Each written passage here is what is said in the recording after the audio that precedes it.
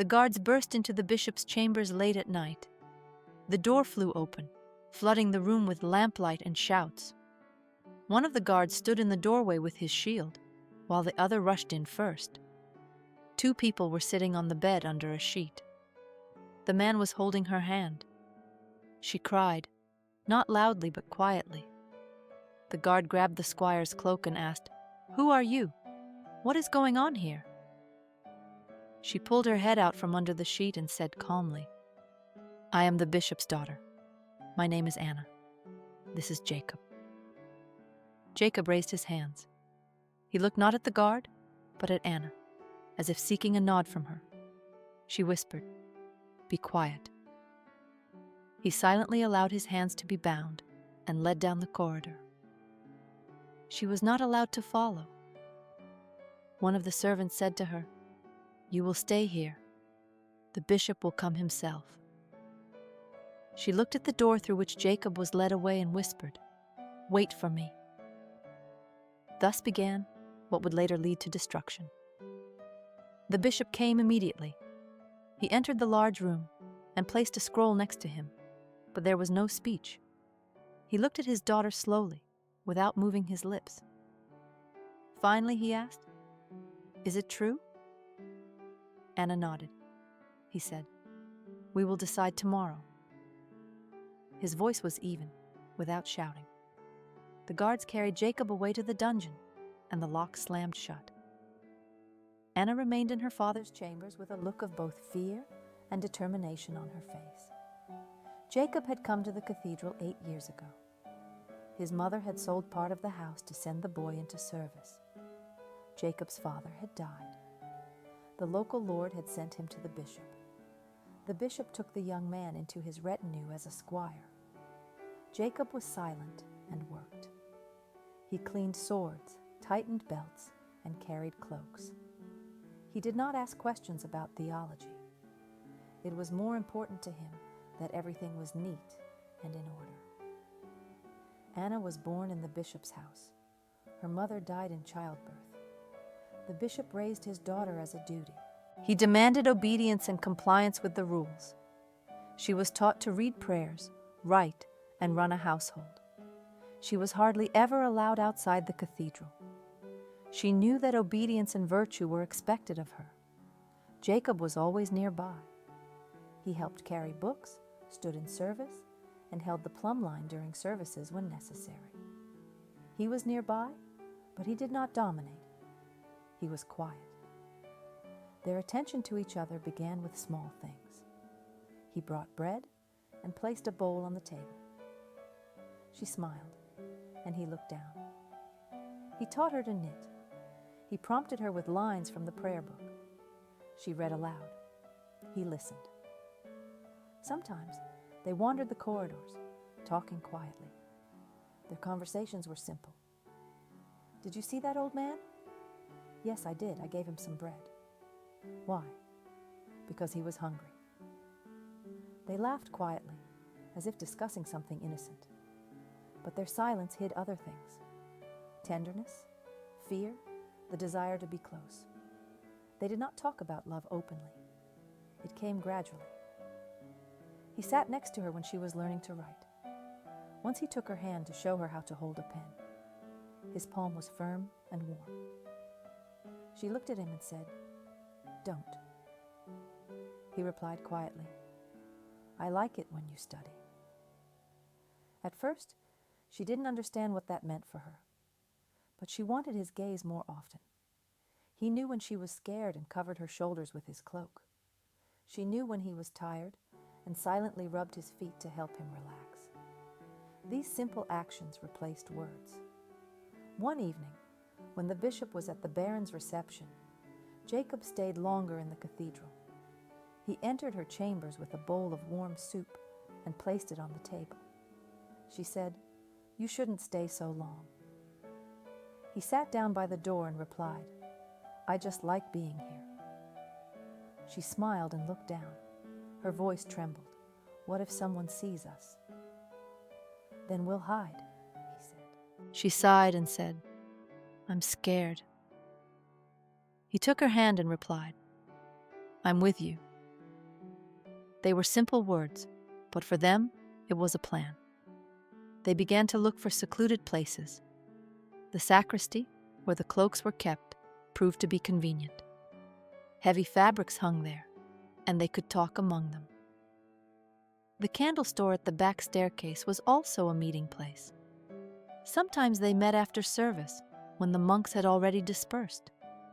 They left notes for each other in books and hid letters in the seams of their cloaks. Sometimes their hands touched by accident, and each time it was a test. They were afraid, but they couldn't stop. Once, Brother Michael, a monk, noticed the worn marks on the stairs. He saw that someone was lingering by the window and began to watch the young people more closely. He saw Yakov lingering in the sacristy and Anna leaving later than she should have. Once he asked Yakov, "Where do you go at night?" Yakov replied, "I patrol the Western Passage." Brother Michael did not believe him. He began to watch more closely. In the evening, he saw them in the sacristy, embracing each other. He listened to their whispers. He approached them, but did not intervene immediately. He left and went to bed, but the thought that the bishop's daughter was breaking the rules did not give him peace. Brother Michael came to the bishop in the morning. He said briefly, "I saw your daughter with the squire." The bishop looked at him and asked, "Are you sure?" Michael replied, "I'm sure. They're not just talking." The bishop fell silent. He knew the consequences. He stood up and said, "Bring them to me tomorrow." Anna didn't know this yet. She was still thinking about her nights with Jacob and what it meant to live and choose.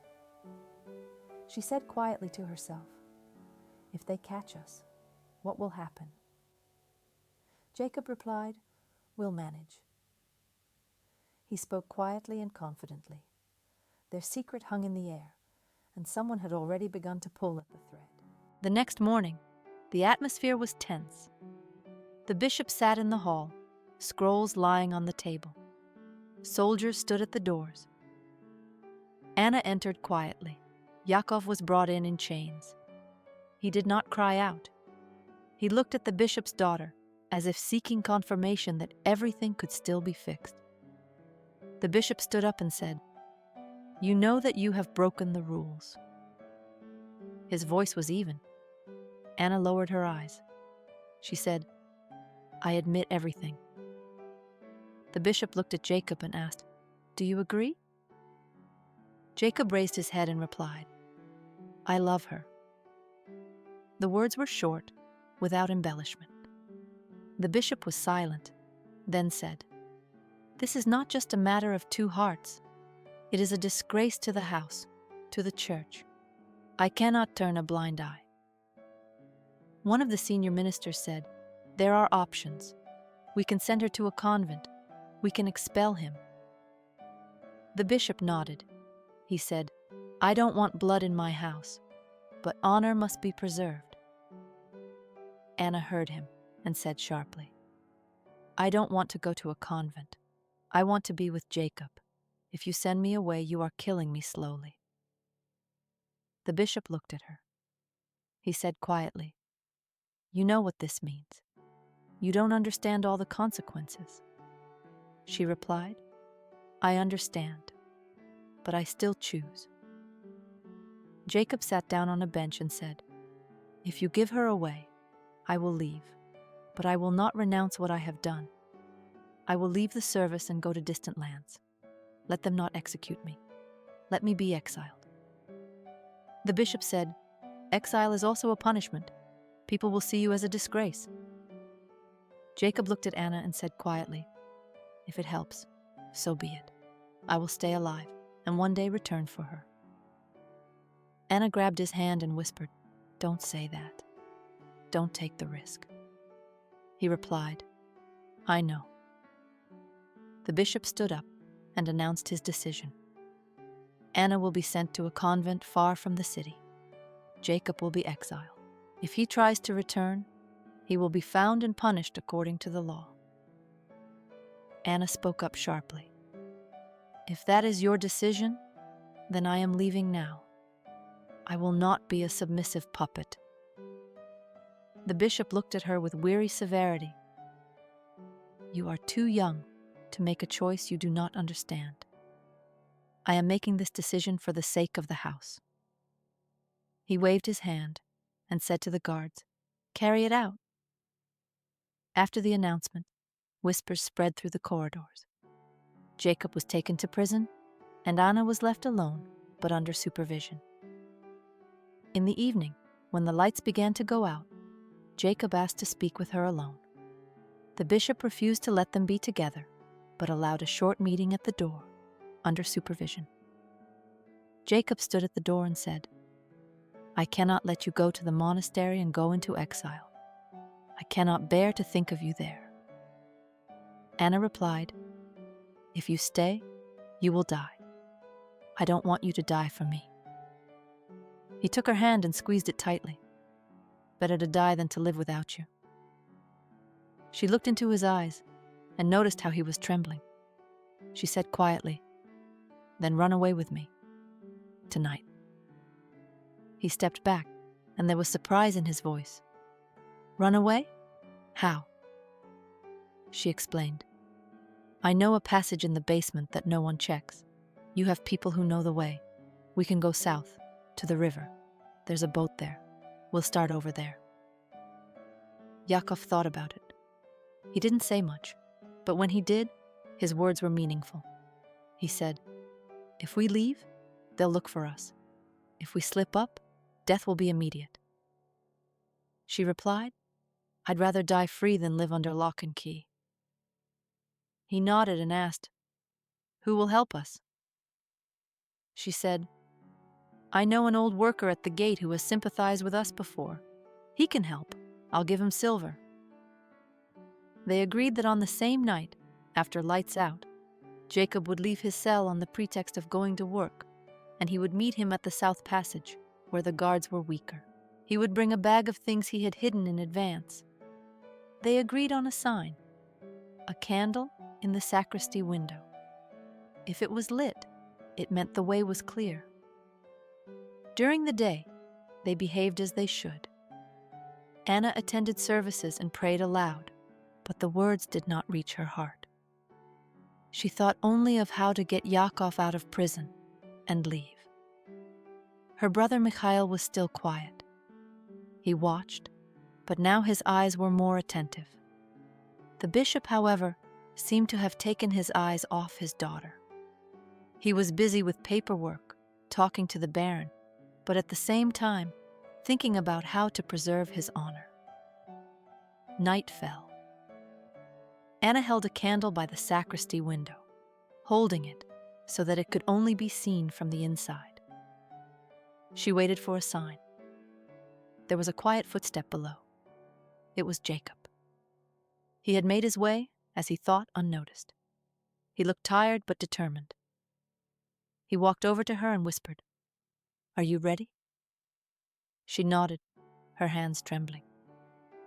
He came closer, kissed her on the forehead, and they went out through a small door that he knew. Their path was quiet.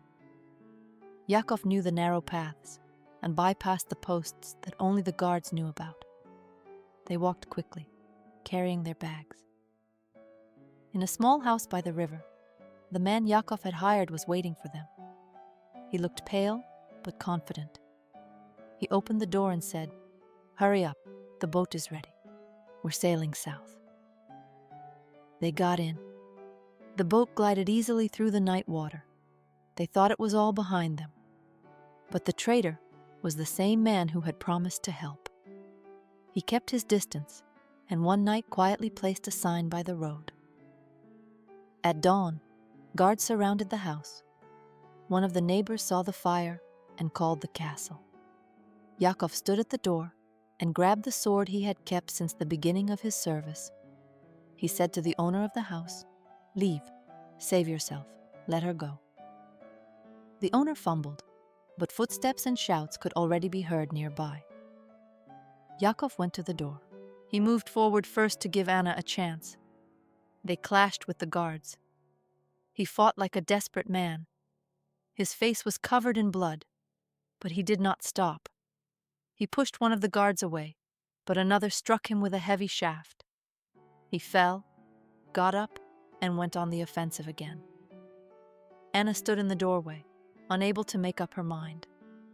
When one of the guards grabbed her, she screamed, "Yakov!" He looked at her, smiled through the blood, and said, "Run, live." He took a step forward, and a spear pierced him. He fell to the ground. Anna rushed to him, grabbed his hands, and screamed. The guards dragged her away by force. She struggled, kissed him, and said, "Don't go, don't go." He barely moved, then said quietly, "Go. Remember me." Her face was covered with tears and blood. She screamed as they carried him away, as they left his body on the ground. They grabbed her and took her back to the city, her hands tied. She kept her eyes on the spot where he had fallen and repeated, "Go. I remember." She was brought into the hall. The bishop stood with his face covered. He looked at her when she was brought in. She said, "He's dead, Father. I didn't make it in time." His voice faltered for the first time. He chose his own path. She fell to her knees and said, "I beg you, have mercy on him. He did nothing wrong. He loved me." The bishop remained silent. Then the guards took her to a separate room to await the decision. Everything was decided. The monastery.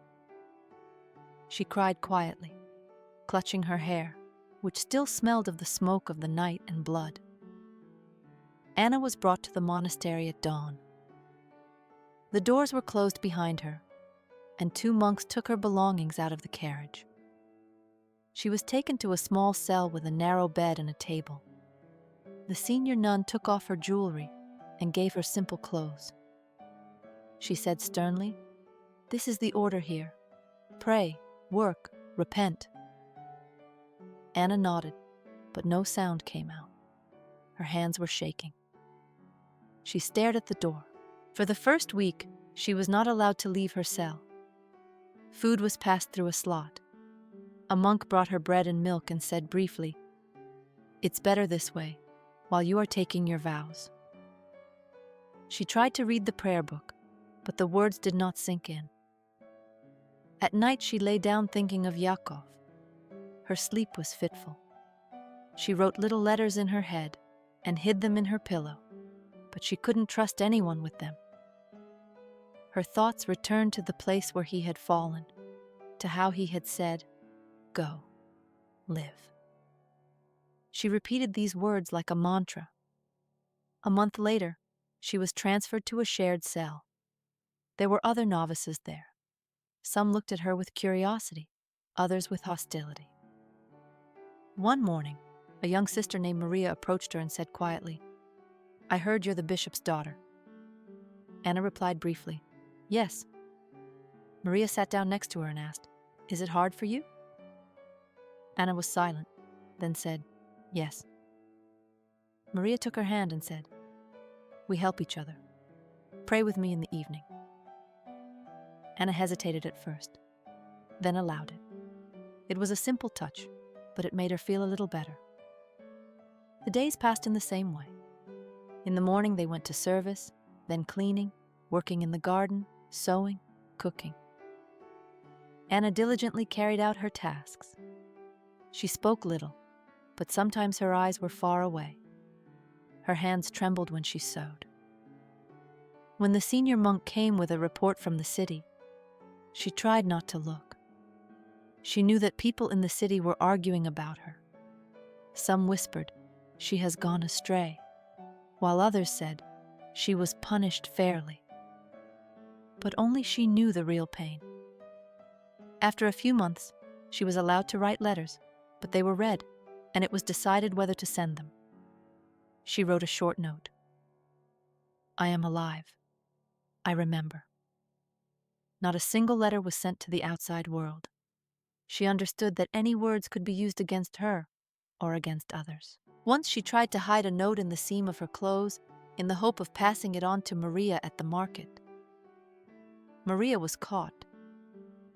The senior nun asked her, "Who did you want to write to?" Maria replied that she knew nothing. She was punished in private. She was deprived of participation in some services for a week. Maria silently accepted the punishment and whispered to Anna, "I was trying to help." Anna cried quietly in her bed. 6 months passed. One evening, Anna decided to try to leave. She knew she might not find Jacob, but the thought of at least seeing the place where he had fallen was stronger.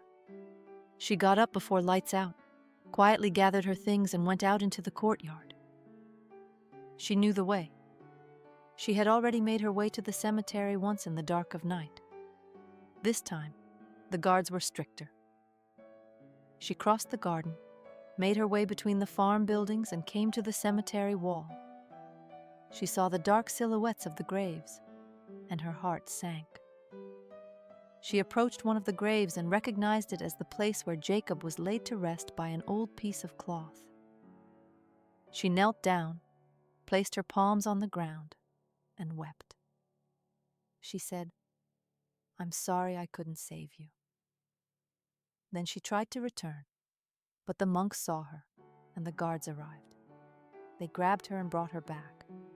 The next day, the senior nun and the senior monk asked her, "Why did you leave at night?" Anna replied, "I needed to see his grave. I wanted to say goodbye." The senior monk said, "You have broken your oath. For this, you must repent." She was placed in a separate cell without windows, given water and bread, and allowed to read the canons. She sat alone. At night, monks came and read her stern words about repentance and obedience. Her body was weakening. Her thoughts were sharp and heavy. Meanwhile, Brother Michael, the one who had reported her, began to change his behavior. He often came to the window from which the cathedral was visible. Sometimes he would go into town on business and return pensive. From time to time, he would write notes with words of repentance. He saw how Anna had provoked the trial, and now it seemed to him that he had done something wrong. He went to the bishop's house twice to ask for forgiveness, but received no answer. It seemed to him that he had simply done his duty, but a feeling of guilt grew in his heart. He came to the monastery and stood at the gate, watching Anna do her work. He spoke to Maria, asked about her health, and when she told him about the night escape, he lowered his eyes. At first, the bishop remained stern. He continued to serve, receive guests, and conduct business. But after Jacob's funeral, he became quieter. He requested reports on the villages and expenses, but his decisions became softer on some issues. He allowed more frequent meetings between ministers and children from the parishes. People noticed he has changed, but few knew why. Only Brother Michael saw him alone, sitting in a dark room, staring for a long time at notes with his daughter's name on them. Anna spent her days working and praying. Sometimes Maria brought her bread and butter and said quietly, "Don't blame yourself with all your heart." Anna looked at her and replied, "I can't forget his face." She told Maria little things, how he taught her to tie knots, how he blushed when she said something funny, how he looked at her the night before he ran away. Mary listened, held her hand, and said nothing. These moments were a rare comfort. A year passed. Anna began to lose strength. She worked less and slept more. Her face became pale, her skin thin.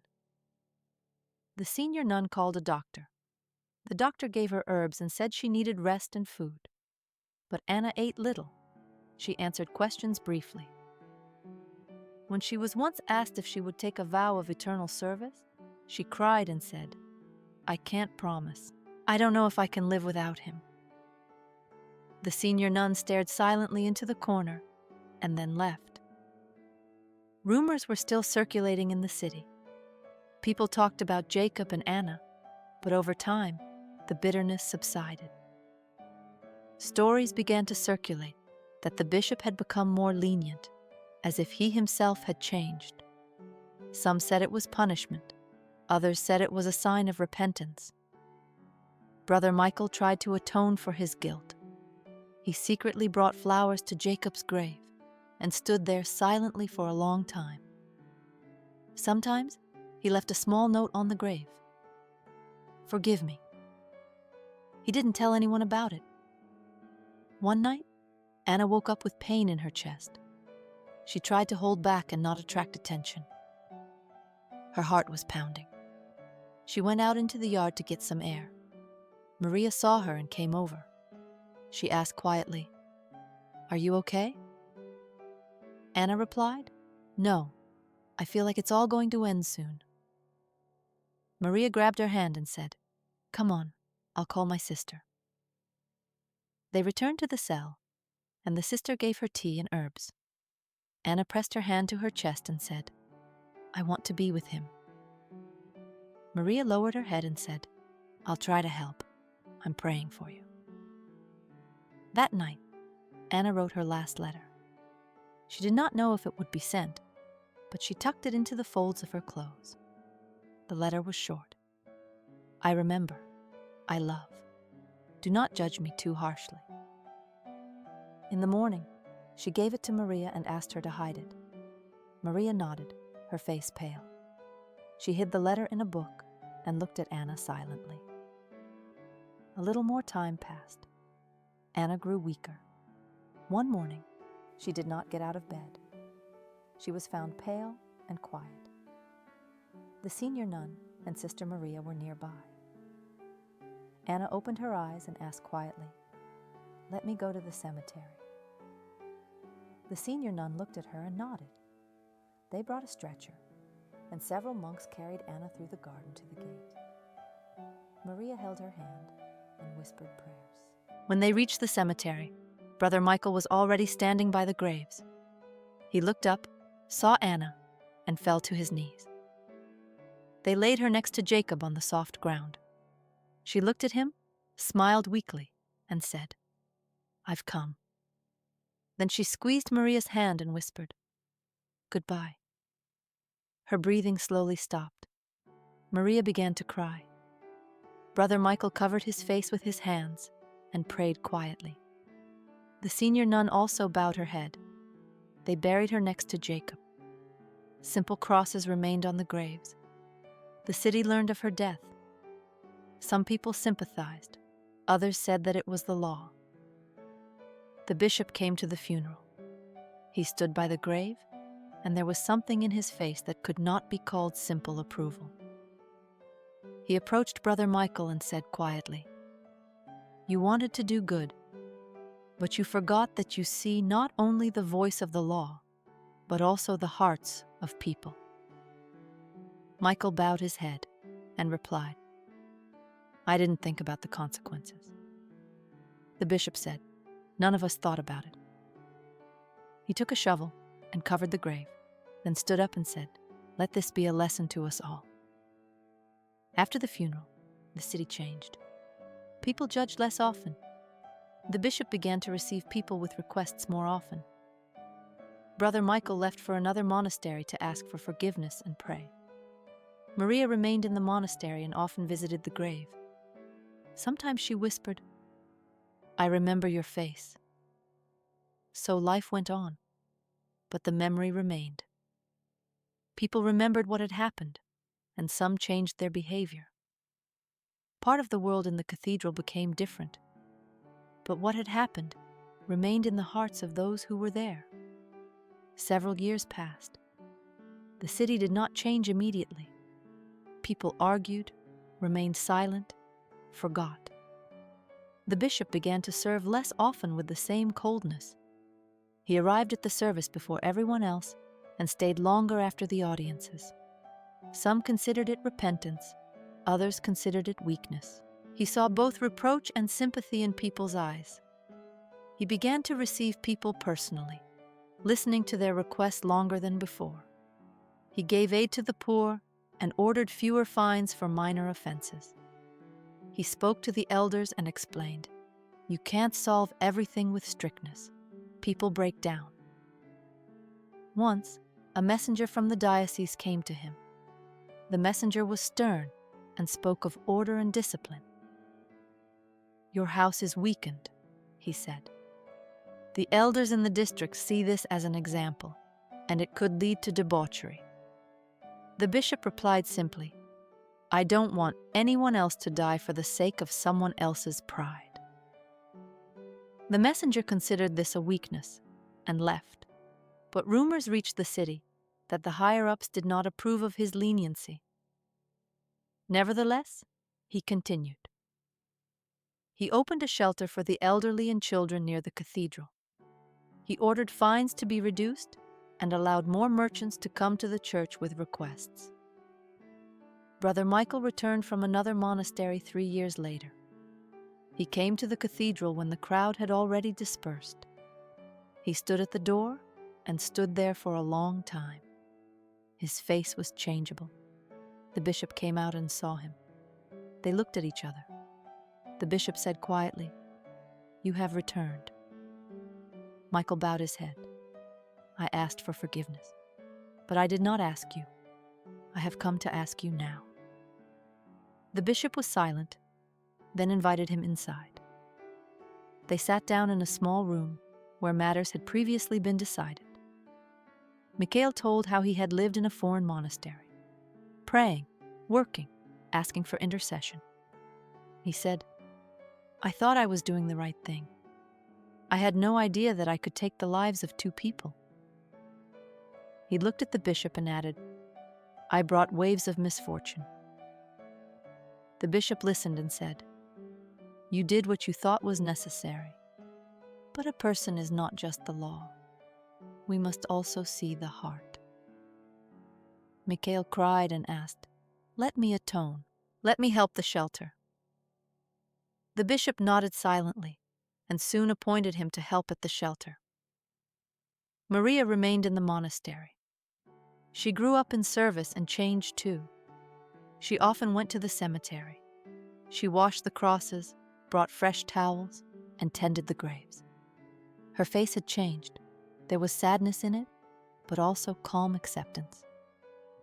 Once, 2 young people approached the grave, a boy and a girl holding hands. They looked at the crosses and spoke quietly. The girl asked, "Are these their graves?"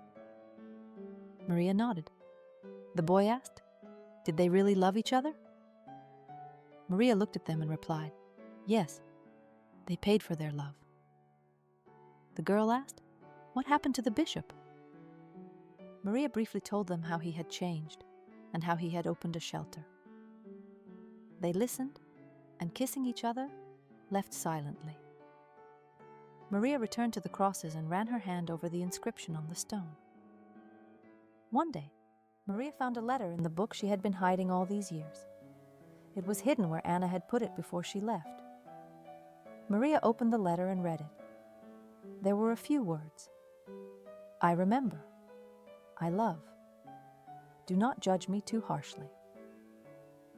Maria closed the book and realized that she had to give the letter to the bishop. She went to his house and asked for a meeting. He was sitting at a table with documents.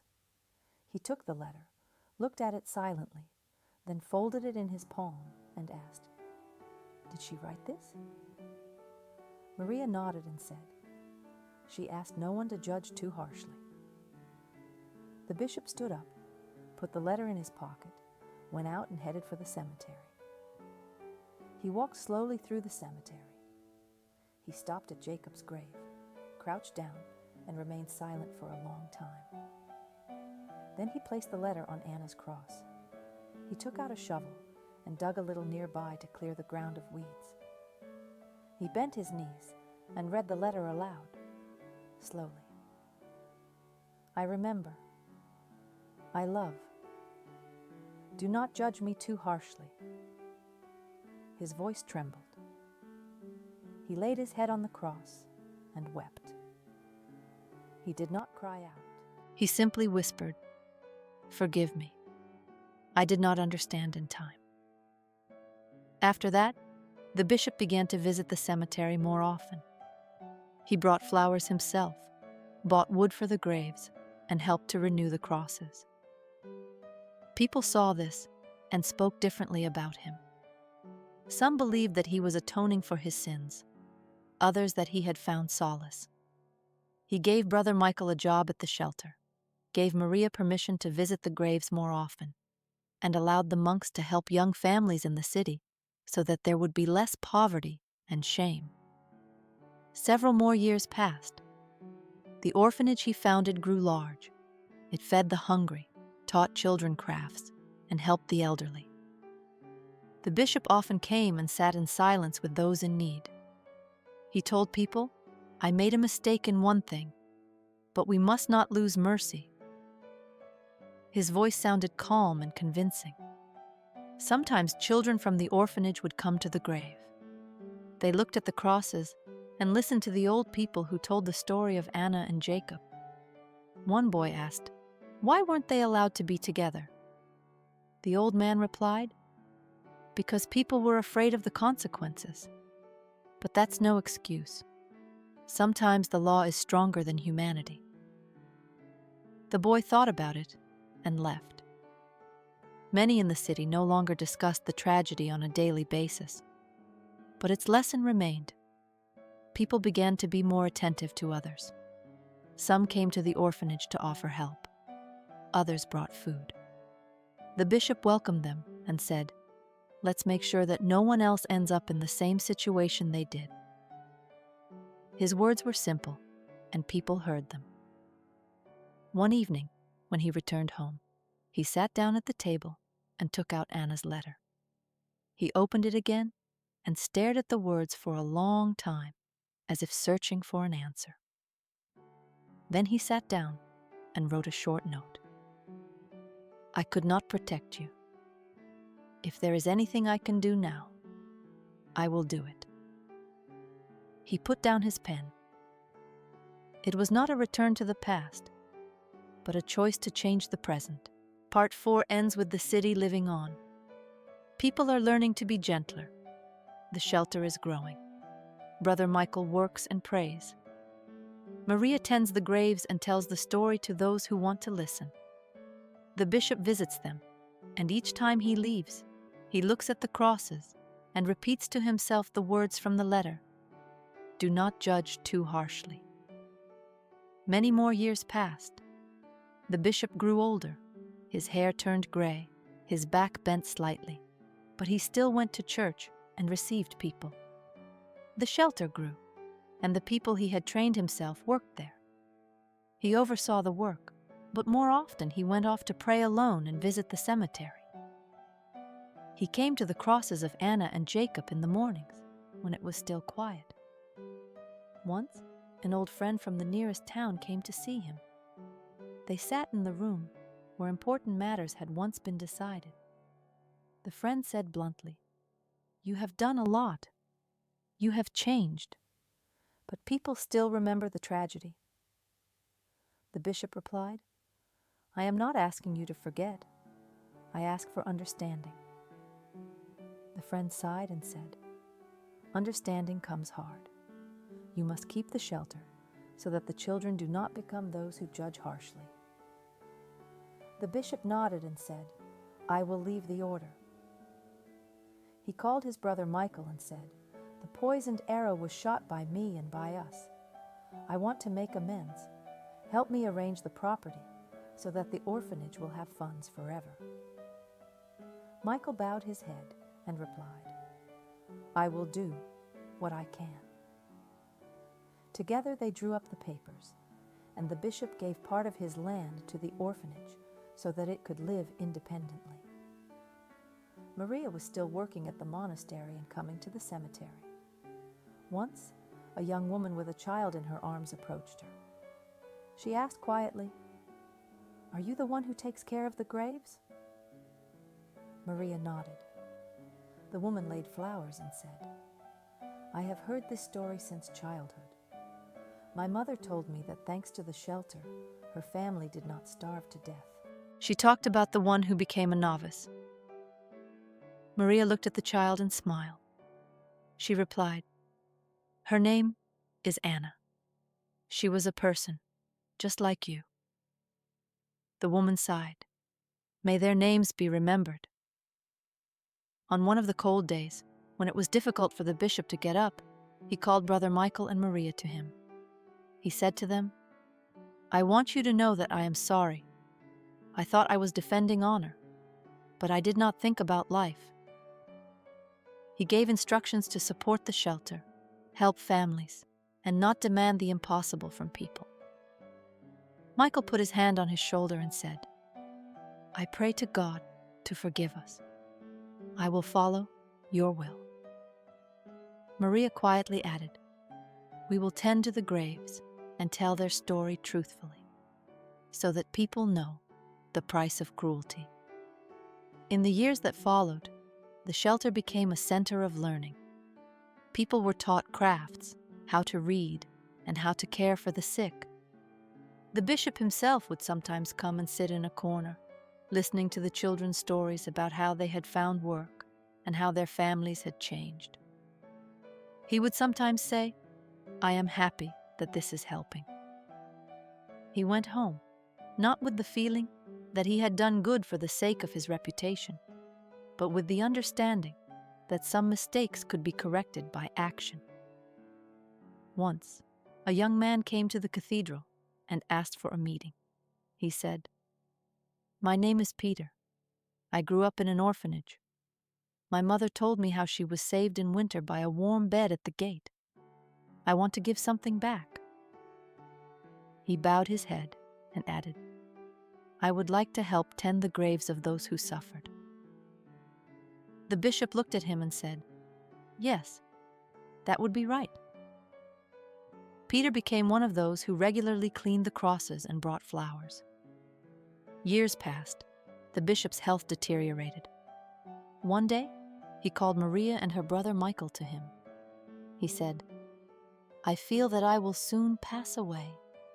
I want to ask your forgiveness. I ask that you continue what we started.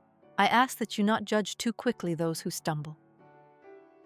Maria took his hand and said quietly, "We will help. You have done more than you realized at the time." Michael nodded silently. A few days before his death, the bishop asked to be taken to the cemetery. He sat down by the graves of Anna and Jacob, remained silent for a long time, then placed his hand on Anna's cross. He spoke slowly, aloud. "I couldn't protect you. I realized the price too late. Forgive me." He closed his eyes, then opened them and said, "I have left the orphanage land and bread. Let the children not suffer as they did." Maria stood nearby holding a handkerchief, unable to speak. Mikhail stood to one side, his eyes moist. The bishop returned home and lay down. He died peacefully during the night.